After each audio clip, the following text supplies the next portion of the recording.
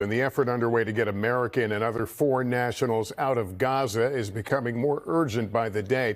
But it's uncertain tonight when the vital Rafah border crossing from Gaza to Egypt will be open to more than just humanitarian aid trucks.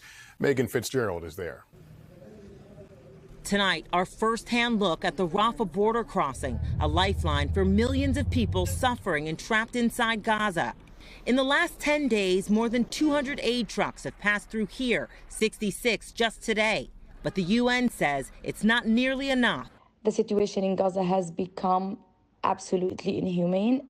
A UNICEF employee sending this voice message to NBC News from inside Gaza, saying the crisis is taking a personal toll on her own daughters. And I have the youngest, she's 4 years old, and she's showing severe symptoms of stress and fear, and resorts to self-harm, like ripping her hair off and scratching her thighs until they bleed. UNICEF warning a lack of clean water is putting lives of Gaza's 1 million children at risk of dehydration.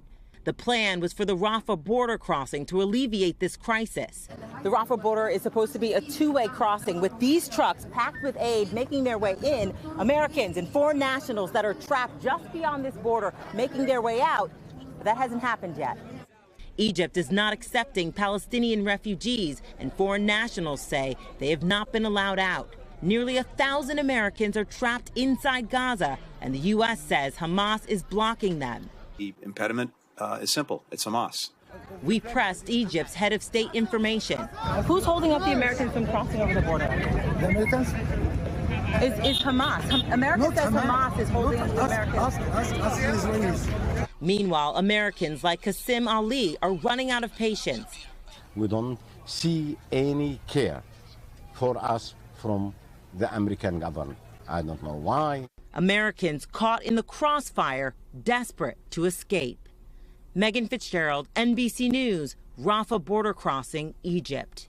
Thanks for watching. Stay updated about breaking news and top stories on the NBC News app or follow us on social media.